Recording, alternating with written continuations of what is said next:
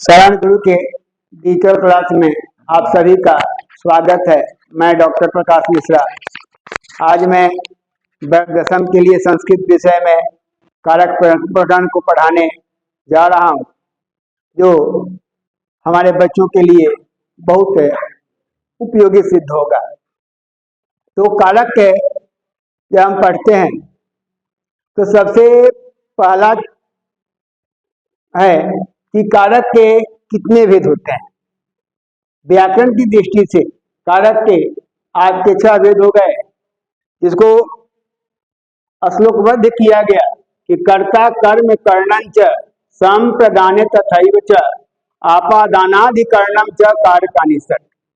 यानी कर्ता कारक, कर्म कारक, करण कारक, संप्रदान कारक, अपादान कारक, अधिकरण कारक। आपके कारक जो है 6 भेद हो गए कि कर्ता कर्म कर्णंच। अब एक कारक की परिभाषा हो जाती है कि क्रियान्वितम कारकम, क्रिया प्लस अन्वितम, क्रियान्वितम क्रियाजनकत्वम कारकम। यानी क्रिया के साथ जिसका सीधा संबंध होता है, उसे सीधा संबंध हो, उसे वह कारक कहलाता है। क्रिया के साथ जिसका सीधा संबंध हो, जैसे राम पढ़ता है, हम यहाँ कहते हैं कि पढ़ना क्रिया है और पढ़ना क्रिया का संबंध जो है राम से है, इसीलिए यहाँ पे हो जाता है रामः पठति। अब एक ही वाक्य में हमने पूरे कारक को समाहित किया है, वह मैं बताने जा रहा हूँ। हे बालका, रामस्य पुत्रः कुशः स्वभवने कुशात स्वहस्तेन याचकेभ्य धनम ददाति। इसका अर्थ होगा, यह बालक, राम का पुत्र कुश अपने भवन में कोष से अपने हाथ से याचक के लिए धन देता है। तो अब यहाँ प्रश्न 3 आता है। क्रिया से प्रश्न पूछा जाता है, आपका वहाँ उत्तर आएगा और यहाँ पे कारक है। क्रिया से क्रिया प्रश्न पूछता है कि कह ददाति, तो आपका उत्तर आता है कुशः, आपका विभक्ति हो गया, कारक हो गया, कर्ता। किम ददाति, धनम, कर्म। केन ददाति, हस्तेन, करण। केभ्य ददाति, किसके लिए देता है, तो याचकेभ्य, याचकों के लिए। संप्रदान हो गया। कस्मात् ददाति, तो कोशात, आपादान हो गया। कुत ददाति, स्वभावने, अधिकरण। और संबोधन की जहां तक बारी है, तो आपका यहाँ इस वाक्य में ही है कि हे बालका, यानी बालक हो गया संबोधन कारक। तो कारक के आपके मुख्य रूप से 8 भेद हो गए कि कर्ता ने कर्म को करण से, संप्रदान को के लिए आपादान से संबंध काके की, अधिकरण में पर संबोधन हे अरे अहो। तो कारक के चिन्ह प्रयोग, कारक हो गया, चिन्ह हो गया, प्रयोग हो गया। कारक में कर्ता हो गई, चिन्ह ने हो गया, विभक्ति आपकी प्रथमा हो गई। कर्म हो गया, चिन्ह को हो गया, विभक्ति आपकी द्वितीय हो गई। करण हो गया, से हो गया, सहयोग के भाव में है, आपकी तृतीया हो गई। संप्रदान हो गया, को के लिए है, विभक्ति आपकी चतुर्थी हो गई। आपका आपादान हो गया, आप संप्रदान हो गया, को के लिए चतुर्थ। आपादान हो गया, से अलगाव पंचमी, संबंध काके की षष्ठ, अधिकरण में पर सप्तमी, संबोधन हे अरे हो, आपका संबोधन हो गया। अब हम लोग चले, अब देखें कारक बोध या वाक्य रचना। अंग्रेजी में आपका जब टेंस पढ़ते हो तो वहां पे एक स्ट्रक्चर होता है, जिसको कहा जाता है वाक्य की बनावट। संस्कृत में भी आपको वाक्य रचना होता है। पहला आपका है कर्ता प्लस क्रिया, यानी रामः पठति। राम क्या हो गया, कर्ता हो गया। क्रिया क्या हो गई, पठती हो गया। दूसरा आपका है कर्ता प्लस कर्म प्लस क्रिया, सह फलम खादति। तो यहाँ पे फल आपका कर्म कारक हो गया। कर्ता प्लस कर्म प्लस क्रिया सह कलमेन लिखती, तो किससे लिखता है, तो आपका कलम हो गया, करण कारक हो गया। कर्ता प्लस संप्रदान प्लस क्रिया, तो संप्रदान आपका है, जैसे कहा जाता है कि निर्भय भिक्षुकाय वस्त्रम ददाति, तो आपका भिक्षुकाय संप्रदान कारक हो गया। कर्ता प्लस अपदान प्लस क्रिया, तो स विद्यालयात आगच्छति, विद्यालय से आता है, तो आपका विद्यालयात आपका अपदान कारक हो गया। कर्ता प्लस संबंध प्लस क्रिया, तो संबंध प्लस क्रिया, स रामस्य गृहमस्ति, वह राम का घर है। कर्ता प्लस अधिकरण प्लस क्रिया, राम विद्यालय पढ़ती, राम विद्यालय में पढ़ता है। अब हम लोग चलेंगे अगला, देखें अनुवाद बनाने में सबसे पहला स्ट्रक्चर था कर्ता प्लस क्रिया। तो कर्ता में आपका प्रथम पुरुष स तौते त्वम यूयाम यूयम अहम अवाम गया। इसको हमने नंबरिंग किया अनुवाद बनाने की सुविधा के लिए कि कर्ता के साथ जब क्रिया को जोड़ेंगे, अनुवाद का बेसिक रूल है कि कर्ता जिस वचन पुरुष में होता है तो क्रिया भी हमारी उसी वचन पुरुष में होती है। कर्ता यदि प्रथम पुरुष एक वचन तो क्रिया ही प्रथम पुरुष एक वचन। अब आपसे पूछा जाए कि वह पढ़ता है तो सह पढ़ती, वे दोनों पढ़ते हैं तो पढ़ता, वे लोग पढ़ते हैं ते पठंती, तुम पढ़ते हो तो हम पठसी, तुम दोनों पढ़ते हो युवाम पढ़ता, तुम लोग पढ़ते हो यूयम पठत, मैं पढ़ता हूँ अहम पठामी, हम दोनों पढ़ते हैं वयम पठावा, हम लोग पढ़ते हैं वयम पठामा। ये अनुवाद की सुविधा के लिए कर्ता प्लस क्रिया। अब एक चीज और है, जब हम कारक पढ़ते हैं प्रथमा द्वितीया तृतीया चतुर्थी पंचमी षष्ठी सप्तमी, तो कर्ता प्लस क्रिया के बाद कर्ता प्लस कर्म प्लस क्रिया जब उसकी बारी आती है तब यहाँ हम लोग का बालक का शब्द शुरू होता है। बालक बालकौ बालका, बालकम बालकौ बालकान, बालकेन बालकाभ्याम बालकाय, बालकाय बालकाभ्याम बालकेभ्य, बालकात बालकाभ्याम बालकेभ्य, बालकस्य बालकयो बालकाना, बालके बालकयो बालकेषु, हे बालक हे बालकौ हे बालिका। तो जब हम पढ़ते हैं बालक बालकौ बालका तो आपका प्रथमा हो गया और कर्ता कारक हो गया। बालकम बालकौ बालकान आपका द्वितीय हो गया। बालकेन बालकाभ्याम बालकय आपका तृतीय हो गया। बालकाय बालकाभ्याम बालकेभ्य आपका चतुर्थी हो गया। बालकात बालकाभ्याम बालकेभ्य आपका पंचमी हो गया। बालकस्य बालकयो बालका नाम आपका षष्ठी हो गया, जिसको हम लोग कहते हैं संबंध कारक। बालके बालकयो बालकेषु आपका अधिकरण कारक हो गया, यानी सप्तमी विभक्ति। हे बालक हे बालको हे बालक बालका आपका संबोधन हो गया। अब कर्ता कारक का सूत्र हो जाता है परिभाषा क्रिया संपादित कर्ता, यानी क्रिया को संपादित करने वाला, क्रिया को पूरा करने वाला कर्ता कारक कहलाता है। यानी कर्ता कारक में प्रथमा विभक्ति लगती है। कर्ता कारक मतलब प्रथमा विभक्ति।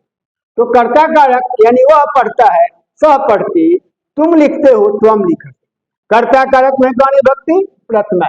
दूसरा है कर्म कारक, जिसको संस्कृत में सूत्र आता है कर्तु ईप्सिततमम कर्म।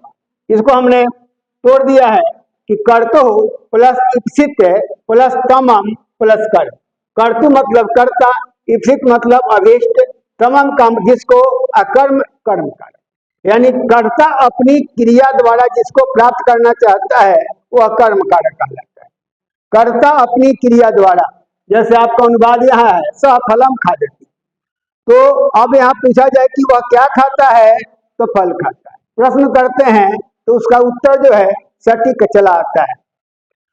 तो यहाँ सफलम खादति, त्वम पुस्तकम पढ़ती, सह गृहम गच्छति, सह गृहम गच्छति, रमा विद्यालयम गच्छति, रमा विद्यालय को जाती है, मैं घर को जाता हूँ, और तुम पुस्तक पढ़ते हो। तीसरा है करण कारक। करण कारक जब पढ़ते हैं तो करण कारक का चला आता है साधक तमम कर्ण, साधक प्लस तमम प्लस कर्ण। साधक मतलब सहायक, तमम मतलब जिसको, कर्ण मतलब करण कारक, यानी क्रिया संपादन में जो सबसे सहायक हो, यानी कहने का तात्पर्य सबसे अधिक सहायक हो वह करण कारक कहलाता है। यानी करण कारक में कौन विभक्ति? करण कारक में तृतीया विभक्ति लगती है। जैसे सह कलमे ने लिखती, वह कलम से लिखता है, वह कलम से लिखता है। रमा पुस्तकेन पढ़ती, रमा पुस्तक से पढ़ती है। तो यहाँ आप देखेंगे पुस्तकें न, पढ़ने में पुस्तक सहायक है, यानी पढ़ाई की क्रिया पुस्तक के बिना नहीं हो सकती, लिखने की क्रिया कलम के बिना नहीं हो सकती। जाने का मतलब है कि जो सबसे अधिक अत्यंत सहायक होता है वह करण कारक कहलाता है। करण कारक के बाद आपका है संप्रदान कारक, कर्मणा यम बे प्रयति सह संप्रदान, कर्मणा यम बे प्रयति सह संप्रदान, यानी दान कर्म या अन्य क्रिया द्वारा। तो जब इसको पढ़ते हैं तो कर्मणा का मतलब हो गया, कर्मणा का मतलब हो गया दान कर्म या अन्य क्रिया। क्रियाएं दो होती है, एक होती है किसी को कोई वस्तु हमने दी पुनः उसे नहीं ली, दान कर दी, राजा भिखारी को वस्तु देता है। दूसरी क्रिया होती है यदि किसी को कोई वस्तु हम देते हैं तो पुनः उसे ले लेते हैं। जैसे कहा जाता है कि वह धोबी को कपड़ा देता है, धोबी को हमने कपड़ा दिया पुनः ले लिया, वहां हमने षष्ठी का प्रयोग किया। लेकिन किसी को दान में कुछ दिया तो वहां हमने चतुर्थी का प्रयोग किया। कर्मणा यम भे प्रयति सह संप्रदान, कर्मणा मतलब दान कर्म या अन्य क्रिया, यम भी मतलब जिसको, प्रयति मतलब आकृष्ट, और संप्रदान बराबर संप्रदान कारक, यानी दान कर्म या अन्य क्रिया के द्वारा जिसको हम अपनी ओर आकर्षित करते हैं वो हमारा संप्रदान कारक कहलाता है। दान कर्म, किसी को कोई वस्तु देते हैं अब पुनः लेना नहीं है तो वहां पे मेरा संप्रदान कारक कहलाता है। जैसे कहा जाता है कि निरपह भिक्षुकाय अन्नम ददाति, यहाँ पे हम देखेंगे कि मेरा जो भिक्षुकाय शब्द है वह संप्रदान कारक है, क्योंकि हमने किसको आने दिया, भिक्षुक को, किसको दिया, निर्धन को। तो संप्रदान कारक दान कर्म अन्य क्रिया के द्वारा। अगला आपका है अपादान, अपदान कारक। अपदान कारक जब पढ़ते हैं तो अपदान कारक में आपका सूत्र आता है ध्रुवम अपाय अपादान। ध्रुवम का मतलब हो गया निश्चित, अपाय का हो गया अलग, अपदान का हो गया अपदान। यानी जब निश्चित वस्तु से कोई वस्तु अलग होती है तो निश्चित वस्तु को अपदान कारक कहते हैं। निश्चित वस्तु, तुम विद्यालय से आते हो तो किससे आते हो, विद्यालय से, यानी विद्यालय मेरा क्या है, निश्चित है। वह घर से आता है, घर क्या है, निश्चित है। यानी जो निश्चित वस्तु होता है, जो सर्टेन होता है, वह आपका अपदान कारक होता है। जैसे निश्चित वस्तु से कोई वस्तु अलग होती है, अलग हो तो निश्चित वस्तु को अपदान कारक कहते हैं। जैसे हम लोग कहते हैं गंगा हिमालय से निकलती है, गंगा हिमालय से निकलती है, हिमालय वहां क्या है, निश्चित है। तो गंगा हिमालय से निकलती है तो आपका हिमालयात शब्द में आपका पंचमी विभक्ति हो गया। आपके बोर्ड में पूछता है कि गंगा हिमालय से निकलती है, हिमालयात पद में कौन सी विभक्ति है, तो वहां आपका ऑप्शन दिया रहता है हिमालयात पद में कौन विभक्ति है, तो पंचमी विभक्ति है। अब आप देखो, तो अब एग्जाम्पल में देखो, वृक्षात पत्राणी पतंती, ये मेरा बोर्ड मॉडल है। वृक्षात पत्राणी पतंती, पेड़ से पत्ते गिरते हैं, पेड़ से पत्ते गिरते हैं तो वृक्षात पत्राणी पतंती। तो यहाँ पे वृक्षात आपका हो गया, अपदान हो गया देवदत्त सिंघात रहती, देवदत्त सिंह से डरता है। किसे डरता है, सिंह से, इसीलिए आपका सिंघात आपका ये अपदान कारक हुआ। गंगा हिमालयात प्रभवती, प्रभवती कहें या निसरती कहें, तो गंगा हिमालय से निकलती है तो हिमालय आपका अपदान कारक हुआ। अहम गुरु हो संस्कृतम पठामी, मैं गुरु से संस्कृत पढ़ता हूं, तो यहाँ पे गुरु जो शब्द है वो आपका अपदान कारक हो गया। अपादान, अपदान का मतलब, तो गुरु से। अगला आता है संबंध कारक, संबंधे षष्ठी, संबंध कारक में षष्ठी विभक्ति लगती है, संबंधे षष्ठी, संबंध कारक में षष्ठी विभक्ति लगती है। सह रामस्य गृहम अस्ति, वह राम का घर है, तो आपका यहाँ रामस्य जो है वो आपका संबंध कारक हुआ। यानी संबंध कारक, जब एक व्यक्ति का संबंध दूसरों से बताया जाए वह मेरा शिष्य है, वह मेरा भाई है। तो इस वाक्य में आप देखोगे कि वहां संबंध को बतलाता है, इसीलिए आपका संबंध कारक।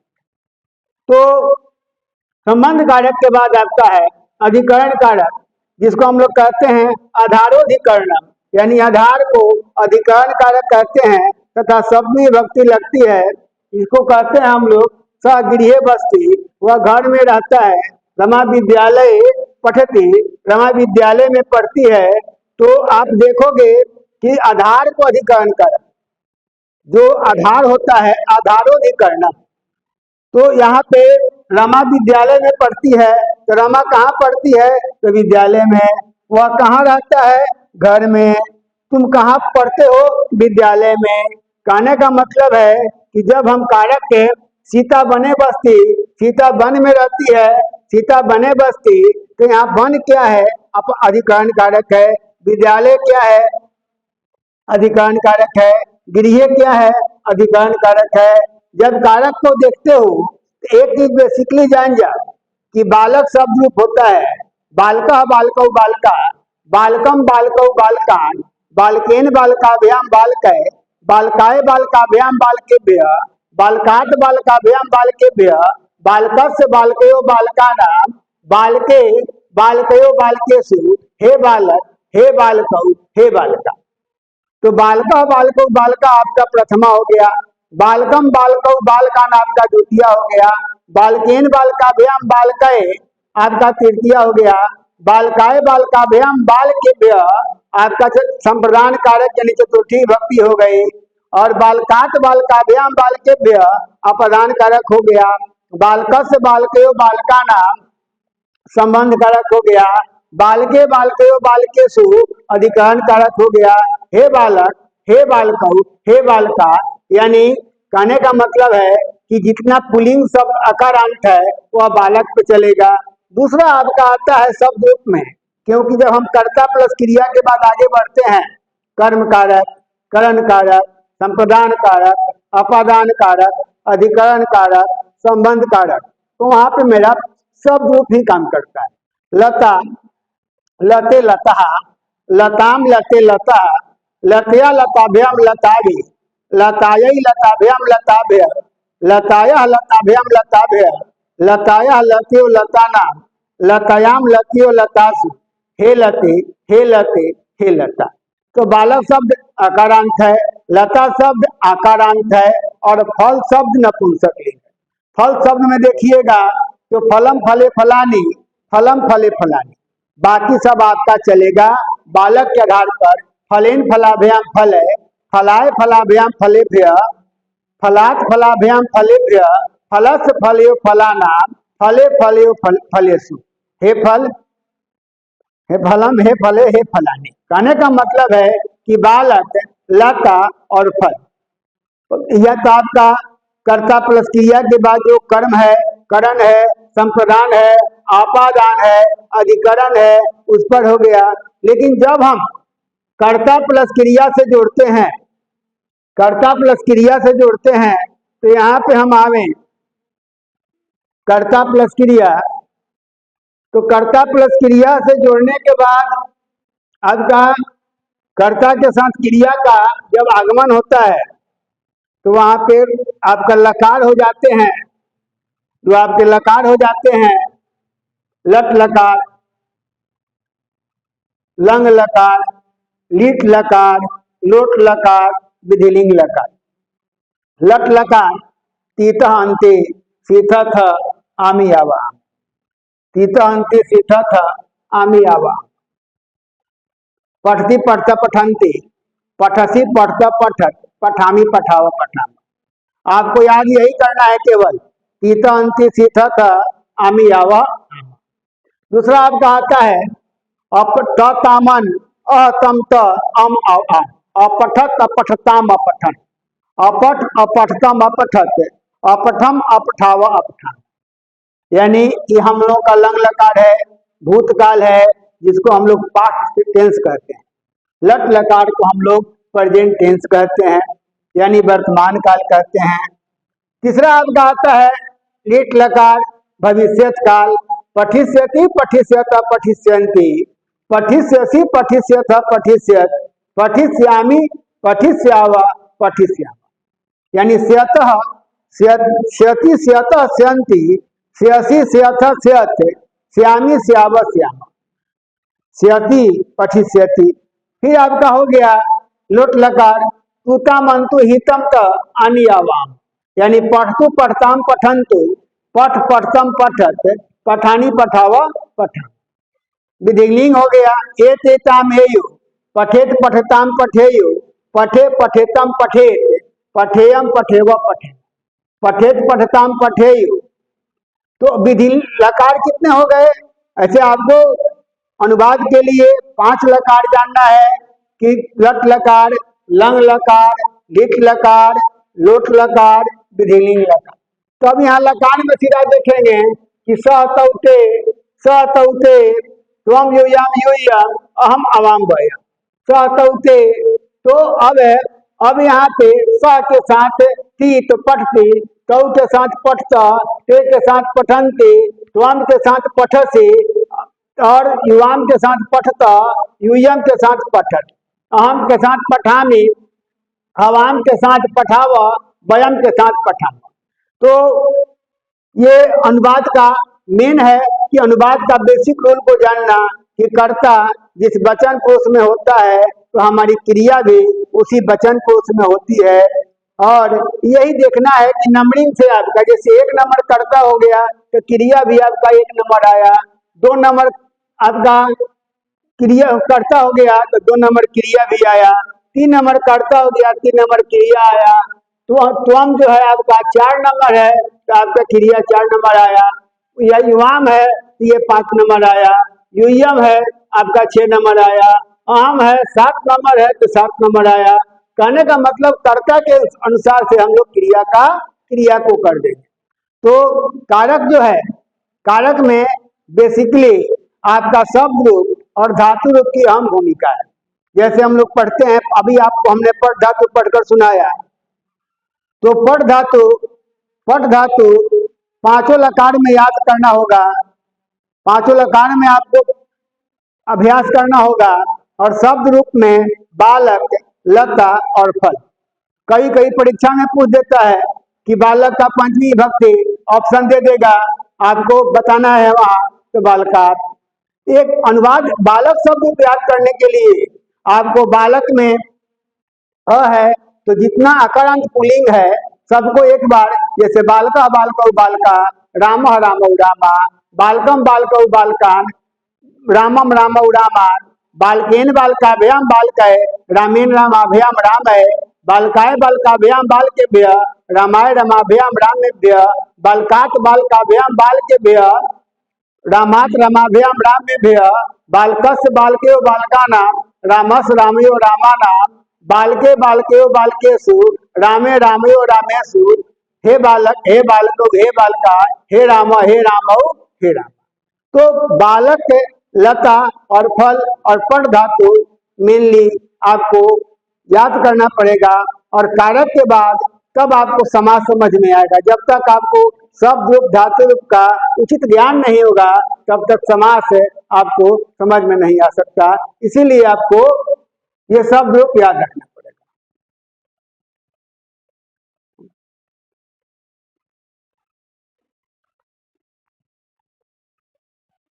बच्चों आज के लिए इतना ही रहा। फिर अगले क्लास में हम लोग अगले कारक प्रकरण में ही सूत्र व्याख्या में फिर मिलेंगे। आप लोग सब इस चैनल को सब्सक्राइब कीजिए और बच्चों को शेयर कीजिए।